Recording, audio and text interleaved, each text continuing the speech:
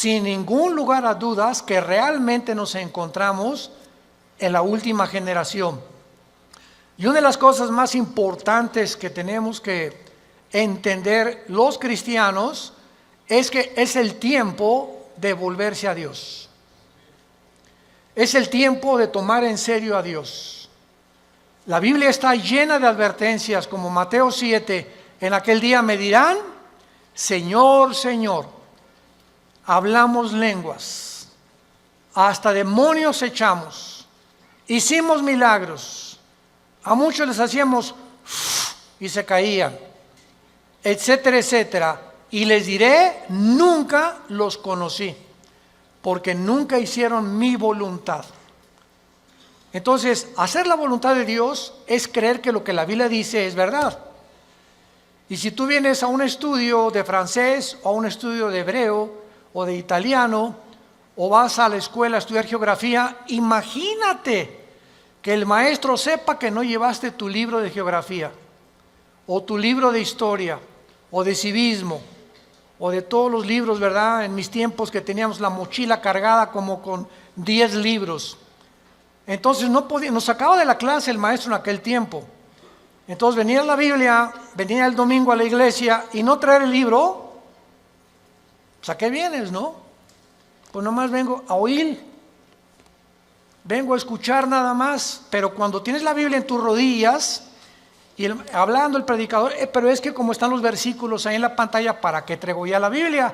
Porque si no la aprendes a manejar, a ver el libro de Amós, me voy al índice, Amós página 1195, la busco rápidamente y me doy cuenta que comienzo a manejar mi Biblia y comienzo a descubrir dónde se encuentran en el Antiguo los Salmos, que está a la mitad de la Biblia, los Proverbios, el Apocalipsis, y no andas buscando Génesis en los Evangelios. Entonces, esta es la razón por la cual el cristianismo se encuentra como se encuentra. Ahora, fíjense ustedes, la segunda prueba, si mañana yo le pregunto a cualquiera de ustedes que no trajo la Biblia hoy, ¿me puedes llenar una hoja tamaño carta en un resumen de lo que oíste ayer en la conferencia? No llenan ni la mitad de la hoja. Porque es más difícil recordar que estar escribiendo o tomando notas o estar en contacto con la Biblia o con el libro de geografía o de historia o con la materia que tengas que escuchar. Cristianos, familia de Dios, pónganse las pilas. Ya estuvo suave solamente de venir a calentar una silla el domingo sin tener en cuenta las grandes responsabilidades que tenemos como hijos e hijas de Dios. En la Biblia encontramos dos patrones que nos muestran claramente que Dios tiene en su plan cósmico de los tiempos cronología, porque dice yo soy el primero, yo soy el postrero, desde el principio hasta el fin. Entonces, el Dios de los cielos, creador del universo, el maestro de maestros, el sabio de los sabios, cuyos pensamientos no son otros pensamientos, tiene un plan. Y tiene un plan secreto. Por ejemplo, para darles rápidamente esto como un ejemplo, para no ser redundante, Satanás no sabía el plan de Jesucristo. Dice en 1 Corintios capítulo 2, si los príncipes de este mundo, o sea, está hablando de los principados satánicos, hubieran sabido que Judas no iba realmente a funcionar y que matando a Cristo se les iba a devolver el tiro por la culata, nunca Satanás se hubiera metido a Judas, ni hubieran crucificado a Cristo, ni el diablo hubiera asusado a los líderes religiosos para que lo crucificaran. ¿Por qué? Porque aunque sabían que venía el hijo de David y que algún día vendría un Mesías, no se mencionaba que era el Hijo de Dios. No se mencionaba que era Dios en la carne, aunque de alguna forma Isaías capítulo 7, capítulo 9, nacerá de una virgen, etcétera, etcétera. pero todo estaba muy velado. Entonces, el diablo y los demonios, lo único que sabían era realmente que él era un enviado de Dios, claro, Jesucristo, pero no entendían claramente que en su muerte se encontraba el secreto de su derrota y menos en su resurrección. Y cuando Cristo resucita a los 3 días, qué susto se llevó Lucifer al darse cuenta que ahí fue exhibido, dice Colosenses 2:14 en adelante, públicamente, como que Cristo venía a vencer y a decirnos que mayor es el que está entre nosotros que el que está en el mundo. Entonces, así la Biblia está llena de secretos y de piedras preciosas escondidas que Dios le quiere revelar a los cristianos, pero no a todos los cristianos. Oiga, ¿de qué está usted hablando? Que no todos somos iguales en cuanto a que somos hijos de Dios. Pero así como en los apóstoles encontramos en el cuadro de la última cena a uno nada más de los 12 apóstoles recargado en el pecho de Jesús, ¿quién era? El apóstol Juan. ¿Por qué solo a Juan se le retrata en el pecho de Jesús? Porque era el apóstol del amor, el apóstol que él escogió en lugar de los otros 11 estar más cerca de Jesús. Y ese lugar en el pecho de Jesús está vacante. Entonces hay cristianos que están más cerca de Jesús que otros. Son cristianos, pero como Pedro algún tiempo de su vida lo siguen de lejos. Nunca traen la Biblia. Llegan a un hospital a hablarle a una persona, a tu mamá, a tu madrina que se está muriendo, que tiene cáncer, y llega el doctor, ¿alguien puede leer un salmo en un velorio, en un entierro? Y los cristianos, piu, piu, piu. No abre ni el pico, nada absolutamente, porque no sabe ni dónde se encuentran los salmos, ni qué pasaje leerle de la Biblia a un enfermo, o cómo guiarlos y decirles que necesitan el plan de salvación, recibir a Cristo. Entonces tú tienes que tener una Biblia en tu coche, otra en el baño, otra en tu oficina, en tu cuarto, en tu taller. Hay otras chiquitas que traen para cuando viajas en el avión, en el autobús, etcétera, etcétera. Tenemos que ser hombres y mujeres de la palabra de Dios. Y hasta que tú tomes esa decisión en tu vida, las cosas van a cambiar como no te imaginas. Porque serás fortalecido como un árbol plantado junto a corrientes de agua, que da su fruto a su tiempo, su hoja no cae, y todo lo que hagas, escúchame bien, todo lo que emprendas, prosperará. Porque el fruto de nuestra prosperidad y nuestras bendiciones vienen de nuestro contacto con este libro. Muy bien, dentro de la cronología del plan de Dios, Dios le dio a Israel la semana de 7 días, 6 días de trabajo por uno de descanso, y al mismo tiempo que Dios creó en 6 días el universo, el 7º de descanso, Dios dice en el Salmo 90, en primera de Pedro, que para Dios un día de 24 horas es como 1000 años. Con mucho cuidado, síganme. Entonces, estos 6 días de 24 horas, Dios le da a Israel semanas de años también. En otras palabras, bíblicamente, la historia del ser humano, desde Adán hasta que venga Jesucristo en su segunda venida, tienen que pasar 6000 años. Por ahí ya vamos bien. No puede pasar más tiempo porque es el tiempo exacto de Dios. 6000 años. Ahora, ¿cómo estamos contando nosotros los años a través de la historia? El impacto de Jesucristo en la historia ha sido tan grande. Señores historiadores, maestros, sociólogos que nos visitan, ateos, escépticos y agnósticos, la historia la contamos desde antes o después de Buda. ¿Antes o después de Mahoma? ¿Antes o después de Zoroastro? ¿Antes o después de Mahatma Gandhi? Antes y después de Cristo y después de Cristo. Es tan grande el impacto de Cristo que divide la historia. Es tan grande que se celebra su nacimiento en Navidad y en Semana Santa su muerte. No hay otro personaje en la historia que haya impactado tanto al mundo como la vida de Jesús de Nazaret. Ahora, este impacto de Jesucristo en la historia nos muestra que no sabemos cuándo nació. Muchos dicen que nació entre el año 6 o 7 de nuestra era cristiana, no en el año 1. Porque de Cristo a nuestros días tienen que pasar, ¿cuántos años? 2000 años. A ver, vamos por orden. De Adán a Abraham pasaron 2000 años. De Abraham a la cruz, 2000 años. ¿Cuántos van? 4000. Y de Cristo a nuestros días, 2000 años más, para que se cumplan los 6000 años de historia y entramos al milenio, que es el 7º día de descanso o las vacaciones del cristiano. Por eso son 1000 años el milenio. Entonces, si han pasado estos 2000 años de Cristo a nuestros días, ¿por qué no ha venido?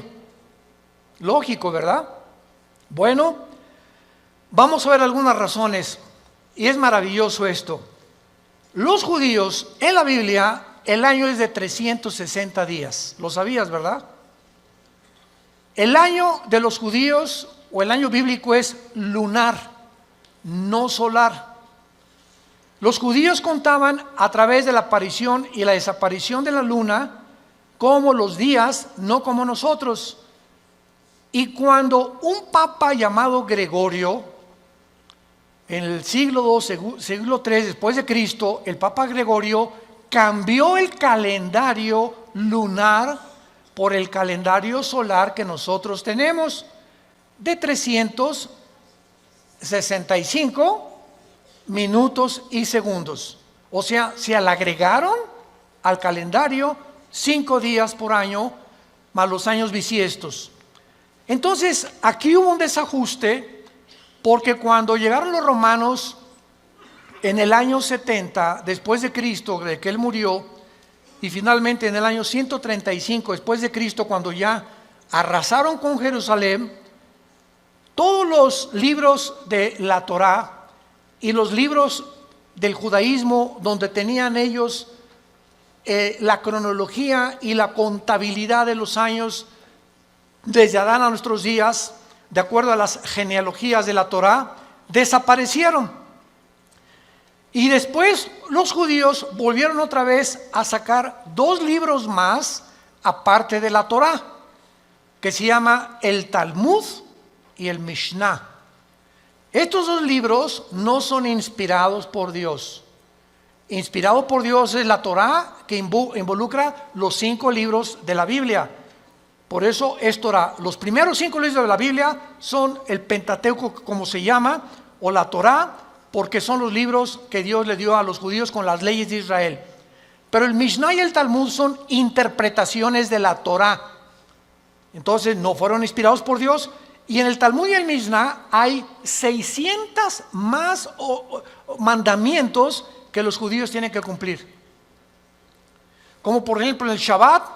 La última vez que mi esposa y yo estuvimos en Jerusalén, ahora los invitamos, vamos a regresar en junio de este año a Jerusalén. Ya van más de 150 inscritos, increíble. Y a ver si nos alcanzan los cohetes de Irán. No. Lo que más me han, los correos que más hemos recibido, ahora que comenzó el conflicto entre Irán y Estados Unidos, que es un conflicto que se inició en 1979. Cuando el Ayatollah Khomeini convierte Irán en la República Islámica de Irán. Antes de 1979, Reza, el Shah de Irán, era amigo de Estados Unidos y no había los problemas que hay ahorita. Pero entra el Ayatollah Khomeini en el 79, se convierte en la República Islámica de Irán y comienza a prevalecer la religión sobre el Estado. Ahora sí que ya no hay ni siquiera separación de iglesia y Estado, ahora es la religión la número 1 y los líderes religiosos mandan y gobiernan Irán, no el Estado, el presidente de Irán. Entonces todo comenzó ahí, pero no voy a estar buscando más información acerca al respecto, pero con esto les quiero decir lo siguiente. Desde ese tiempo Irán se convierte en una nación que ha financiado el terrorismo, es declarada la número 1 del terrorismo por financiar a un grupo que se llama Hezbollah. Hezbollah significa el partido de Dios, que está financiado por Irán y tiene sus bases en el Líbano. Después Irán comienza a financiar a Al-Qaeda, después comienza a financiar a Hamas de la Franja de Gaza y comienza a tratar de levantar grupos para tratar de destruir la nación de Israel. Sin embargo, en las últimas semanas o meses, esta nación ha cobrado o está resurgiendo en los encabezados públicos precisamente por el conflicto de que ahora la guerra ya no es con miras telescópicas para querer matar a un líder, ahora los matan desde el aire. Impresionante la tecnología a la que hemos llegado, ¿verdad? Ahora puede volar un dron sobre una nación. Escuchen esto, ese dron puede ver una caravana de 10 carros y ese dron sabe y tiene la foto, síganme con cuidado, de la persona a la que están buscando asesinar o eliminar, y el dron pasa y monitorea las 10 carros y sabe en qué carro va esa persona por la foto que trae la computadora. Y en ese momento el dron sabe y ¡rum!, en segundos cae y eliminan ese vehículo, el tren o donde vaya esa persona. Así fue como ha eliminado Rusia, Estados Unidos, Israel a muchos jefes militares o terroristas sin que tengan ya que estarlos esperando con una mira telescópica.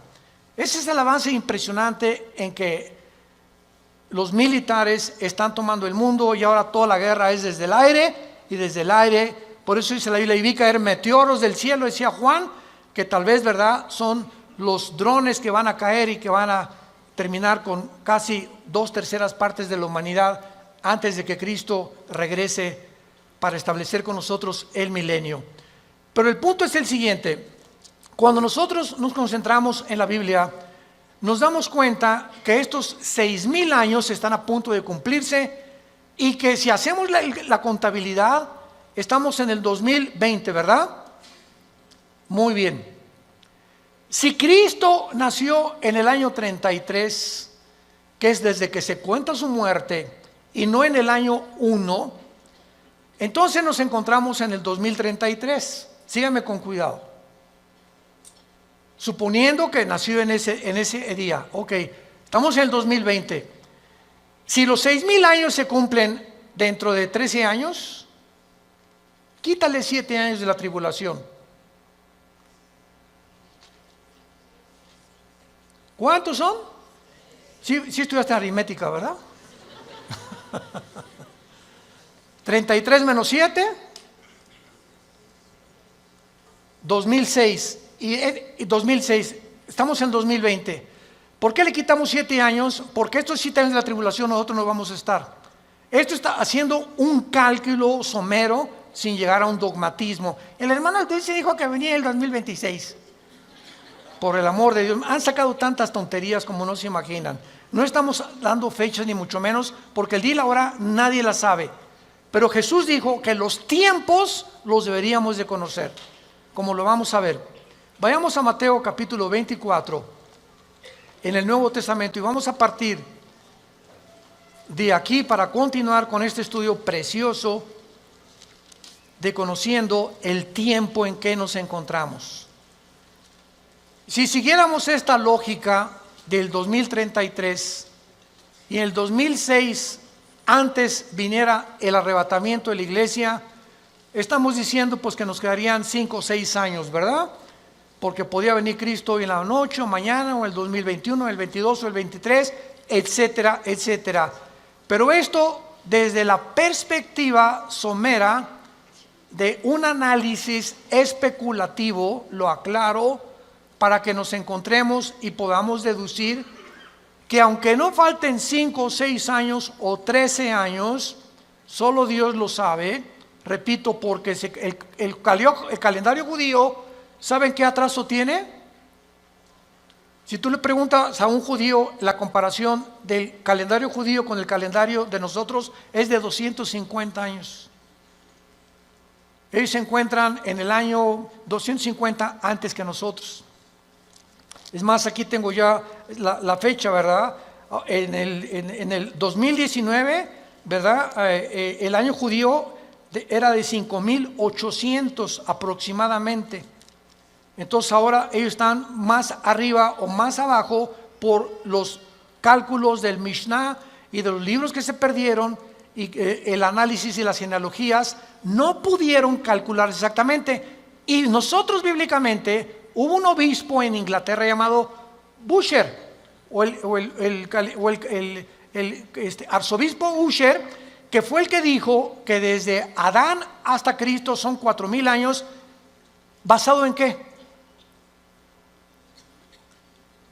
Basado en las genealogías que se encuentran en el capítulo 10 del Génesis. Ahí está la genealogía de las genes. Adán tuvo esto y esto y esto, y Isaac tuvo esto y esto y esto, y etcétera, etcétera. Y ven todas las genealogías de donde descendemos todos. Y basado en esas genealogías, que hay un margen de error de algunos años, se calculó que de Adán a Cristo hay 4.000 años, y de Cristo a nuestros días llevamos 2.000 años.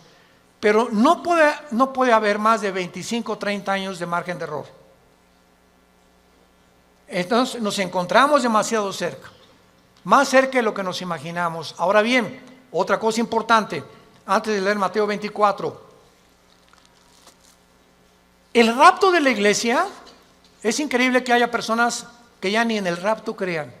Yo he escuchado conferencias de personas que no creen ya ni en el rapto. Estamos en la apostasía. Están negando cosas superbíblicas. Si el rapto de la iglesia comienza con la firma del anticristo, autorizando la reconstrucción del templo judío, en el momento que el anticristo confirme Daniel 9, 24 al 27, especialmente el 27, y firme, los judíos tienen derecho a habitar en paz sin que nadie los moleste por 7 años, y pueden reconstruir su templo. Ahí, ese día, ese minuto, esa hora, comienza los últimos 7 años que se conocen como el tiempo de angustia de Jacob, el día de la ira de Dios o de Jehová. Y el Nuevo Testamento, segunda de Tesalonicenses capítulo 2, 3 y 4, el día del Señor. El día del Señor no es el día del rapto, el día de Cristo es el día del rapto, el día del Señor es el tiempo de la tribulación, para que sepamos distinguirlo proféticamente a ustedes que les interesa el estudio de las profecías. Entonces, desde ese momento, muchos creen que al firmar el anticristo, el pacto, los cristianos desaparecemos y somos arrebatados. No es así. El rapto puede ser 1 año antes de que el anticristo confirme el pacto. ¿Me van siguiendo con mucho cuidado? El arrebatamiento puede ser 3 años antes de que el anticristo firme el pacto. O puede ser 1 semana y a la semana el anticristo confirme el pacto. Entonces no hay tiempo para poder establecer el rapto, ni el día ni la hora. Viene sin que nosotros lo sepamos. De repente desaparecemos del mundo y pueden pasar 1 año, 2 años, 6 meses cuando comience la gran tribulación. Pero lo que es importante es que cuando la iglesia sea sacada del mundo, Dios regresa a tratar con Israel espiritualmente. En 1948, cuando los trajo y se constituyeron en una nación libre e independiente, ahí Israel renació, resucitó nacionalmente. Entonces los judíos regresaron en el 48 sin convertirse al Mesías, porque hasta la fecha en Israel la mayor parte de los judíos no creen en el Mesías, en Jesús. Solo un judío que se convierte se llama judío mesiánico. Nunca ellos se llaman cristianos, ¿Saben por qué? Porque cuando oyen la palabra cristiano, los judíos asocian el cristianismo con la Iglesia Católica. Y la Iglesia Católica los persiguió más de 250, 300 años en la Inquisición con el señor Torquemada en España. Y a los judíos que no querían aceptar a Roma como la salvación, los torturaron, los quemaron, los abrieron de piernas, a las mujeres les sacaban el bebé del vientre, hicieron terribles cosas que Hitler parecería Pinocho con lo que hicieron los nazis. Entonces los judíos oyen hablar del cristianismo. Cuando veamos Israel se los vamos a advertir, aguas porque vienen las piedras, O sea, sobre todo en el muro de los templos, cuando están todos los judíos orando, ya ven que ellos hacen así. ¿Saben por qué hacen así al orar ellos? Porque uno de los salmos dice que al orar deben menear la cabeza y recordar que deben recordar lo que están orando. Por eso oran así ellos, entierran sus papelitos en el muro de los lamentos, traen su kipá, cubierta la cabeza. A nosotros se nos prohíbe taparnos la cabeza cuando estemos orando. 1 Corintios capítulo 11. Entonces ellos lo pueden hacer porque son así, esa es su costumbre. Pero ellos, ¿verdad?, no creen en el Mesías y ellos asocian, si les dice soy cristiano, ellos no saben que el cristianismo no es el catolicismo. El catolicismo es la perversión del cristianismo. El catolicismo nació 250 años después de Cristo. Durante 250 años no hubo papa, no hubo liturgias, no hubo sacramentos, no hubo santos a quienes invocar. No tenías que tomar una cosa o una hostia para decir que estabas recibiendo a Cristo. Pero se convierte Constantino, el último emperador romano, y entonces absorbe el cristianismo antes de él como la religión oficial del Sacro Imperio Romano. Y decimos en mi tierra, es la misma gata pero revolcada. Entonces el Imperio Romano políticamente se da la vuelta y se convierte con el mismo poder, escúchenme, pero religioso. Y desde hace casi 18, 19 siglos, el Imperio Romano es el imperio del Vaticano y gobernó Europa, a los príncipes, a los reyes, y nadie en Europa se podía casar ni a tener negocios sin el permiso de Roma, de la religión. Y los que no pertenecían y aceptaban que el Vaticano era el único representante de Dios, los quemaban, los crucificaban, los echaron a los leones, etcétera, etcétera, etcétera. Ya hablando después del Coliseo romano famoso.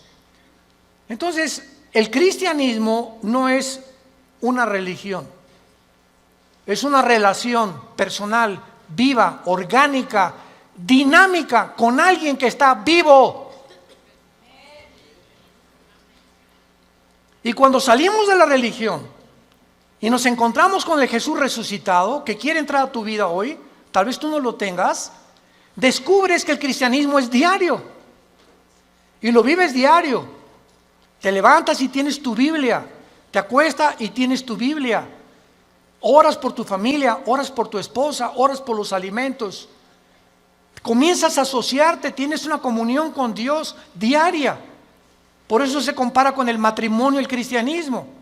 Imagínense mi esposa y yo, que me digan 8 meses, Armando, en estos 8 meses que tenemos tú y yo, nos hemos sentado algún día a platicar y algún día tú me has comunicado y compartido tus sentimientos, tus expresiones, cómo te sientes para que yo te conozca más, porque llegamos en la noche y nomás oigo y te volteas para el otro lado, te vas a trabajar durante todo el día. Es más, nos vamos a un seminario de matrimonios, que es donde nos encontramos otra vez, o de vacaciones y no nos hablamos, tú con el periódico. Yo no te conozco, tenemos 30 años de casado y no te conozco, eres un desconocido para mí, eres una desconocida para mí. ¿Por qué? porque nunca descubrieron que el matrimonio es comunión. Es comunión. Se pierde la comunicación del matrimonio, perdiste tu matrimonio. Un matrimonio que no se comunica, que no están así, donde una vez a la semana a tomar un café, nos vamos de vacaciones, platicamos, nos damos tiempo el uno para el otro, para conocernos, es imposible que funcione. Se levantan barreras de silencio y ya pasaron un mes y tu esposa tiene cara de la jeta. Y nosotros hoy, pero ¿qué le he hecho? Es que hay tantas cosas de ellas que les molestan de nosotros.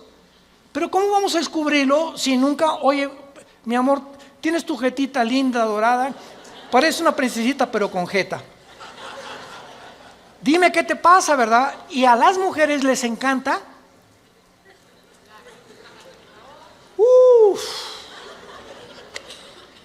Porque no son como nosotros.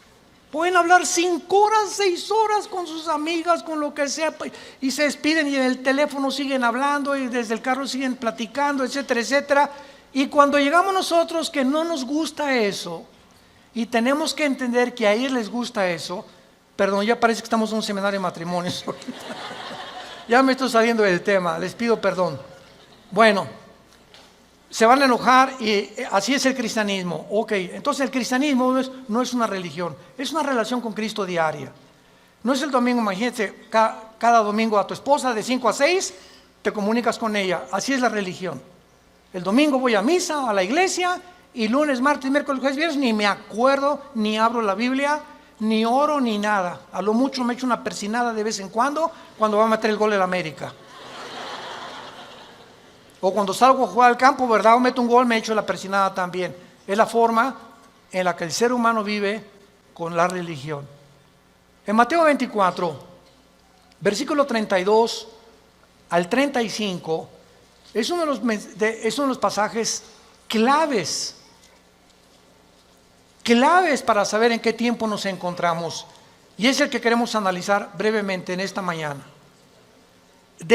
Mateo 24, 32 al 34. Jesús dice, de la higuera aprendan la parábola. Número 1, para entender esta parábola de Jesucristo, tenemos que entender qué es la higuera, qué es la vid y además qué es el olivo, que son los 3 árboles que se usan, el olivo, la higuera y la vid, para diferentes fases de la vida de Israel. Entonces, por ejemplo, la higuera, ¿verdad? Es, como lo vamos a ver, representa a el Israel. El olivo representa las condiciones de Israel y la vid representa al sistema religioso de Israel. Entonces, cuando Cristo está hablando de la higuera, inmediatamente lo podemos asociar, porque la Biblia no es de interpretación privada, con Israel. Porque Israel es la higuera y hay cantidad de pasajes en el Antiguo Testamento donde se representa a Israel como la higuera. Muy bien, de Israel aprendan la parábola. Ahora ya vamos con un poco más de luz. Cuando ya su rama está tierna y brotan las hojas, noten que no dice el fruto. ¿De acuerdo? Cuando ustedes vean que ya está tierna y las hojas comienzan a salir, que siempre salen antes que el fruto las hojas de todos los árboles, sepan que el verano está cerca. En otras palabras, cuando ustedes vean que Israel renace, ¿cuándo fue esto?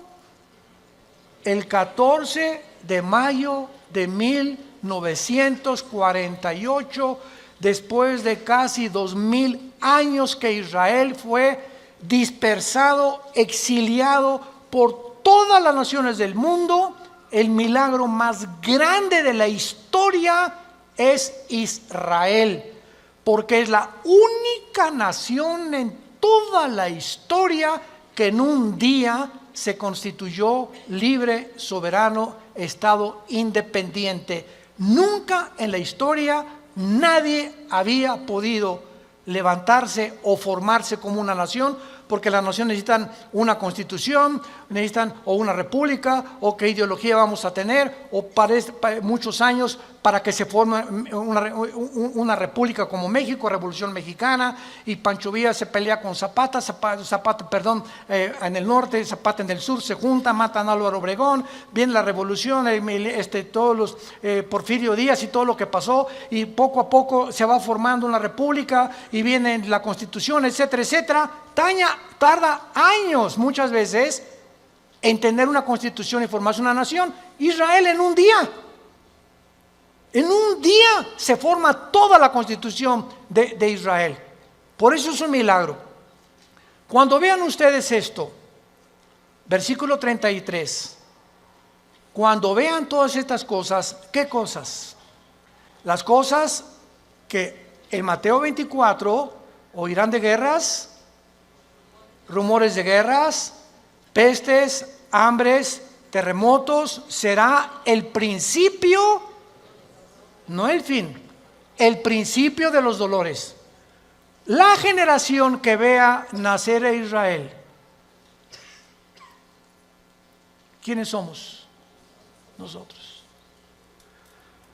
Los que han nacido entre 1946 a nuestra fecha se llaman los baby boomers. Ahorita creo que le llaman los millennials, ¿verdad? ¿O cómo les llaman, Caleva? Los de millennials. Ya tantos nombres, ya yo creo que le llaman los cibernéticos. Bueno, del 46 a nuestros días, una persona que nació en el 46 tiene ahorita 70, 73, 75 años, más o menos. Dios dice que los que vean estas cosas pasando, conozcan que está a la puerta. De cierto les digo, no pasará la generación de los baby boomers. Versión de Alducin. Traduciéndolo al léxico del siglo XXI, no pasará la generación del 48 hasta nuestros días, hasta que todo esto acontezca. Más claro Jesús no podía ser. Ahora muy bien, ¿cuánto es una generación? El Salmo 90 y 1 de Pedro capítulo 3 dicen que una generación es aproximadamente entre 80 y 90 años de edad. Dice los más fuertes 85, 90. Porque sabemos que antes del diluvio pasaban hasta los 500. Noé a los 500 años fue papá. ¿Se imaginan? Matusalem a los 969 años es el personaje más grande que ha vivido, más que tu abuelito y el mío. Matusalem, 969 años. Viene el diluvio, cambió todo. ¿Y saben por qué se redujo la edad? Porque si Dios nos hubiera dejado vivir más tiempo, ya nos hubiéramos matado como las ratas. ¿De qué estoy hablando? Agarra un cuarto de 5 metros por 5 metros y mete 50 ratas. Van a vivir un mes. Redúcelo a la mitad. Van a vivir 15 días porque se matan más rápidamente. Y mientras más lo reduzcas, más rápido se muerden unas a otras. Mientras más grande el espacio, más tiempo viven. Entonces, así nosotros, Dios tiene que reducir más y más nuestra vida, porque mientras más querramos vivir, si así con 80 años de edad estamos al punto de una tercera guerra mundial, ahora imagínense que Dios nos hubiera concedido que viviéramos más tiempo. Entonces, por la misericordia de Dios, se redujo la vida en los más robustos, 85, 90 años. En el caso de mi familia, mis abuelos maternos de 97, 95 años murieron. En el caso de mi paterno, mi abuelo murió de 90, mi abuela de 95. Muy bien, veamos ahora estas cosas. Las hojas representan el nacimiento o el renacimiento nacional de Israel, porque regresaron en el 48 sin convertirse. ¿Cuándo Israel se va a convertir al Mesías? Romanos 11, 25 y 26. Apocalipsis capítulo 7, cuando Él selle a 144,000 judíos, y ellos en el tiempo de la tribulación, nosotros ya no estamos aquí, el más grande avivamiento de Israel se convertirá cuando Jesucristo venga al final. Y cuando Él venga al final, todo Israel será salvado. Desde luego los que creyeron en Jesús como el Mesías. Entonces, es importante esto, ¿verdad? Porque las hojas representan el renacimiento de Israel de 2000 años y el nacimiento de la generación de la higuera. Cuando Israel se convierta, entonces el Israel será el fruto de la conversión, porque por el árbol, por el fruto lo conoceremos a un árbol. Si es un árbol de naranjas, da naranjas; si es un árbol de manzana, da manzanas. Ahorita Israel no ha dado fruto. ¿Cuál es el fruto? Amor, gozo, paz, benevolencia, que produce ¿quién? El Espíritu Santo. Y ellos no tienen a Ruach el Kadosh, al Espíritu de Dios que tiene la iglesia que Dios nos ha dado. Muy bien, ahora es importante que veamos en el capítulo 21 de Lucas algo sensacional, algo asombroso acerca de esto. Porque aquí hay una señal que es la siguiente. Si Israel no hubiera regresado en el 48, no sabríamos qué tan cerca estábamos del rapto. Tenía Israel que regresar en el 48 a la Biblia, porque desde el 48 que regresó Israel a la Biblia, se puede cumplir el rapto. Entonces, el hecho que hayamos nosotros sido la generación que esté contemplando este milagro de Israel en el 48, nos habla que el tiempo está ya contado. Si Israel no hubiera regresado, el anticristo que iba a perseguir. ¿Me están siguiendo? Si Israel no hubiera regresado, ¿quiénes iban a reconstruir el templo? Si Israel no hubiera regresado, ¿a quiénes 144,000 hubiera Dios en el capítulo 7 de Apocalipsis ungido con el Espíritu Santo? Entonces, Israel tenía que regresar para que las profecías de los últimos tiempos se cumplieran. Y tú y yo somos los testigos. Antes del 48, nadie sabía ni se imaginaba que Israel iba a regresar. Fue un milagro de la historia. Y el rapto lo mismo. No sabemos ni cómo, ni cuándo, ni a qué hora, pero va a ser algo que ya se puede cumplir porque Israel está en su tierra. Ahora, en Lucas 21 hay un antecedente maravilloso, y dice en el versículo 29 el Señor Jesucristo: también les dijo una parábola, y está contando Lucas las mismas palabras de Jesús, pero observemos con lupa que Lucas le agrega otras palabras que no tiene Mateo, y nos vamos a sorprender de esto. Miren la higuera. ¿Ya ves que te dije que trajeras la Biblia? Aquí ya me doy cuenta quién la trae. Y todos los árboles. Eso no está en Mateo. En Mateo solamente es la higuera. Pero aquí se le agrega que no solamente miremos a la higuera, sino todos los árboles. ¿Quiénes son todos los árboles? En la Biblia, por ejemplo, en el libro de los jueces, en el libro de los Antiguos Testamentos, los árboles representan dos cosas: naciones y personas.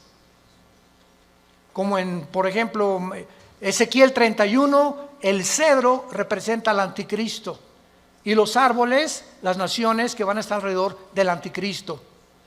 Entonces, Cristo está diciendo: vean el renacimiento de Israel y vean las naciones que a su alrededor de él, en el Medio Oriente, van también en el mismo tiempo y en las mismas épocas a resucitar y a resurgir.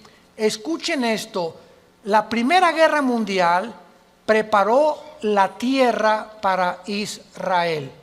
La Segunda Guerra Mundial preparó a los judíos para la tierra de Israel, pero para que Israel regresara a la tierra y para que las profecías se cumplieran, antes de 1925-1930 no existía el Medio Oriente. Jesús, María y José y el burrito que los acompaña. Las naciones que se encuentran ahorita en el Medio Oriente no existían antes de 1930. Escuchen ustedes lo siguiente. Estos árboles son las naciones que surgieron en el mismo periodo. El Líbano, 1920. Siria, 1920. Turquía, el Imperio Otomano turco sale y Turquía se convierte en una nación. Arabia Saudita, 1932. Irak, 1932. Jordania, 1946. Israel, 1948. Egipto, 1952. Todas estas naciones necesitaban primero que Israel surgiera, porque Israel iba a ser el centro de las profecías para que se cumpliera la venida de Jesús. Miren la higuera y todos los árboles. No pasará esta generación hasta que todo esto suceda. Es sorprendente observar que el Medio Oriente visible, tal como lo vemos ahorita, fue formado en el siglo XX. Existía la Mesopotamia, o sea, Siria y Irak, era lo mismo, era el Medio Oriente, pero no estaba la división entre Siria y entre Irak, Transjordania, Jordania, el Líbano, Egipto. Egipto existe desde hace cientos de siglos, pero no estaba formado exactamente con las divisiones geográficas que los ingleses y los franceses, que fueron los que colonizaron con Portugal y España el Medio Oriente, determinaron, y ellos fueron los ingleses y los franceses los que dividieron el Medio Oriente tal como nosotros lo conocemos actualmente. A Israel le asignaron ese pedacito de tierra, a Jordania eso, a Arabia Saudita eso, a Líbano eso, a Siria eso, y fue después de la Primera Guerra Mundial. Estas cosas que están pasando, vemos nosotros que tenían que suceder para que nosotros pudiéramos comprender que las profecías bíblicas tenían que cumplirse. 1945 termina la Segunda Guerra Mundial. ¿Quién gana? Estados Unidos, Inglaterra y Rusia. 1957 se firma el Tratado de Roma, donde Jacques Delors, francés, Europa, unámonos, porque la unión hace la fuerza y Europa tiene que tener una moneda, tiene que tener una constitución, tenemos que unirnos todos. 1967, la Guerra de los 6 días. 1989, cae el comunismo y en ese momento comienza la democracia a elevarse en el mundo. 1992, el Tratado de Maastricht forma la Unión Europea. En el 2016, Inglaterra dice a la Unión Europea, ahí nos vemos el Brexit. Los ingleses no quieren someterse al euro, quieren mantener su independencia con la libra inglesa, esterlina, y ellos quieren tener su propio gobierno, no quieren pagarle los impuestos a la Unión Europea. Y estos acontecimientos tenían que suceder después de Israel, del 48. Las Naciones Unidas, la Unión Europea, el Mercado Común Europeo, el Fondo Monetario Internacional, la OTAN, la OPEP, todo tenía que formarse después de Israel. ¿Para qué? Para preparar el camino a las profecías que tenemos aquí de los últimos tiempos, y todos estos eventos han sucedido ante nuestros ojos para que sepamos que los cascos del Apocalipsis se escuchan en el cielo. ¿Qué es el 2021? Violencia, incendios en Australia, más de 1,000 millones de especies, ¿me escuchaste bien?, de animales han muerto en Australia. 1 millón de especies casi en las Américas de animales. Y estamos involucrando también a delfines, ballenas, tiburones y peces. Incendios en California, incendios en otras partes del mundo, inundaciones, tsunamis, cambios de clima, ya no hay primavera, ya no hay verano, huracanes devastadores, cada día con más fuerza, grado 3, grado 4, etcétera, etcétera. Nos encontramos en un mundo convulsivo políticamente. ¿Qué será? ¿Será melón? ¿Será sandía? ¿Comunismo o socialismo? ¿O autocracia? ¿O monarquías otra vez? ¿O una oligarquía? ¿O qué sistema? No, vamos a mezclar mejor ya. Comunismo con capitalismo como China. O socialismo pero también con capitalismo. Y es una ensalada del chef en las ideologías gubernamentales y filosóficas, porque el mundo ha llegado a su fin. Ningún sistema ha funcionado, el comunismo cayó, fue un fracaso, se vuelve a desenterrar al mismo muertito, porque la historia nos enseña que el hombre no aprende de la historia. Y cometemos los mismos errores, porque usted es la generación de los milenistas o milenios, o ¿cómo les llaman? Cibernético les llamo yo, ¿verdad? No han experimentado lo que nuestros padres en la Segunda Guerra Mundial, lo que se sufrió, y ahorita el pasado ya no existe para ustedes. Ahorita solamente la computación y esto dinero, y qué carrera es la que más dinero produce, y por acá y por allá, y somos movidos por una ambición, una especulación, una comercialización de todo en todas las cosas, porque el mundo se dirige al comercio. ¿Sabían ustedes eso? El anticristo va a establecer un sistema de comercio en Medio Oriente que va a ser el Plaza Galerías más grande del mundo, en Irak, donde nació tu madrina. Y cuando nosotros veamos estas cosas, nos damos cuenta que el mundo se encuentra en un precipicio, que nos queda muy poco tiempo. Y yo te pregunto, ¿tú eres cristiano? Si me contestas que sí, te hago la segunda pregunta. Desde que tú te convertiste, ¿has guiado a alguna persona a recibir a Cristo en su vida? ¿O eres de las personas que estás en el hospital con tu madrina muriéndose? Pastor, ¿puede venir a hablarle a mi esposa de Cristo? ¿O a mi madrina? Entonces, ¿qué tú no le puedes dar un versículo de la Biblia o compartir el plan de salvación? ¿No sabes cómo guiar a tu madrina en agonía a que reciba a Jesucristo en su cama? Tienes que recurrir al pastor. Se murió. ¿Puede venir al funeral para predicarles de Cristo? ¿No lo puedes hacer tú? Claro que vamos, porque es nuestra responsabilidad de los pastores, pero ojalá que se levantaran más familias ya con un liderazgo, con la convicción profunda de que es lo más importante que el ser humano pueda tener, regresarse a Dios y pedirle perdón por tus pecados. ¿No lo quisieras hacer tú en esta mañana? ¿No quisieras tú considerar ante los acontecimientos que nos rodean que verdaderamente necesitas a Dios?